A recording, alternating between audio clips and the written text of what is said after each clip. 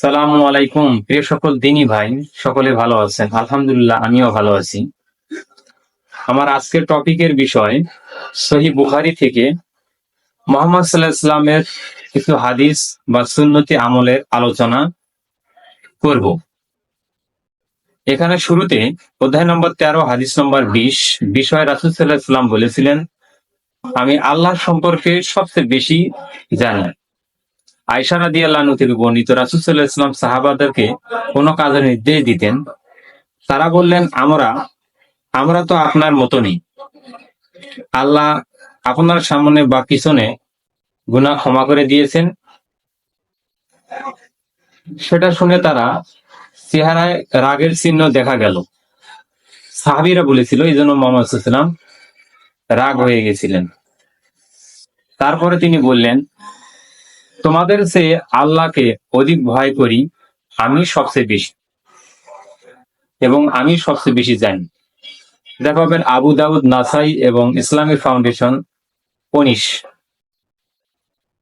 অতএব আমরা যতটুকু চিন্তা করি তার থেকে মুহাম্মদ সাল্লাল্লাহু আলাইহি ওয়াসাল্লামের চিন্তা ফিকির সবচেয়ে বেশি ছিল আল্লাহর বিষয়ে, যে তিনি মানুষকে কতটুকু ভালোবাসেন এবং কোন মানুষের কি হবে এ বিষয়ে আল্লাহ সবচেয়ে বেশি জানেন। পরবর্তীতে মুহাম্মদ সাল্লাল্লাহু আলাইহি ওয়াসাল্লাম আল্লাহ সম্পর্কে সবচেয়ে বেশি জ্ঞান রাখেন। অধ্যায় নম্বর 14 হাদিস নম্বর 21 আনাস রাদিয়াল্লাহু আনহু থেকে বর্ণিত, রাসূল সাল্লাল্লাহু আলাইহি ওয়াসাল্লাম বলেন, তিনটি গুণ যার মধ্যে বিদ্যমান সেই ঈমানের আস্বাদন বা স্বাদ গ্রহণ করেছে বা স্বাদ পেয়েছে।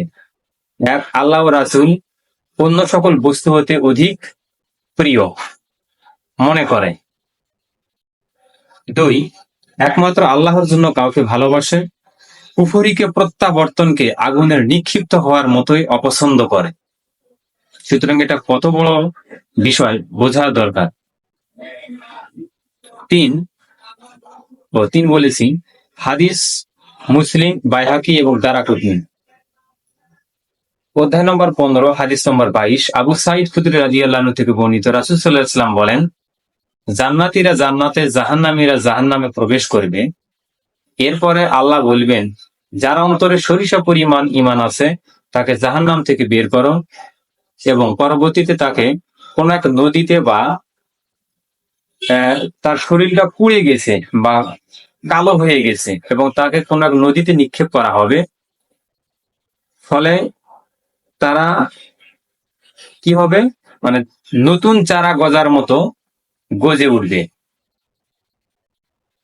যেমন দেখা যায় তেমনই হয়ে উঠবে এক সুন্দর চেহারার মানুষ। ওয়াহিব রাহিমাহুল্লাহ বলেন, আমর রাহিমাহুল্লাহ এর স্থলে বর্ণনা করেছেন সহিহ মুসলিমের 1 নম্বর খণ্ডে 30 নম্বর অধ্যায়ের 184 নম্বর হাদিসে, এটা আপনারা বিস্তারিত পাবেন। পরবর্তীতে আবু সাঈদ খুদরী রাদিয়াল্লাহু আনহু থেকে বর্ণিত, রাসূল সাল্লাল্লাহু আলাইহি ওয়াসাল্লাম বলেন, একবার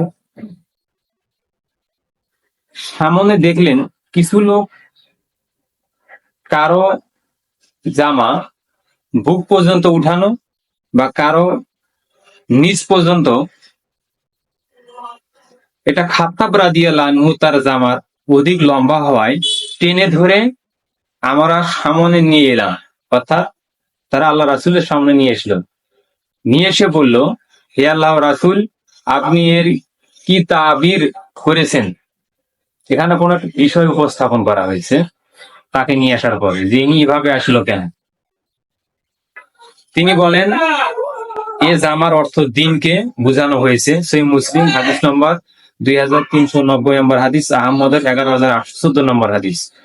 সো এই চ্যানেলে যারা নতুন দর্শক হয়ে থাকবেন সকলে আমার চ্যানেলটিকে সাবস্ক্রাইব করবেন। সকলকে আমার সালাম, আসসালামু আলাইকুম।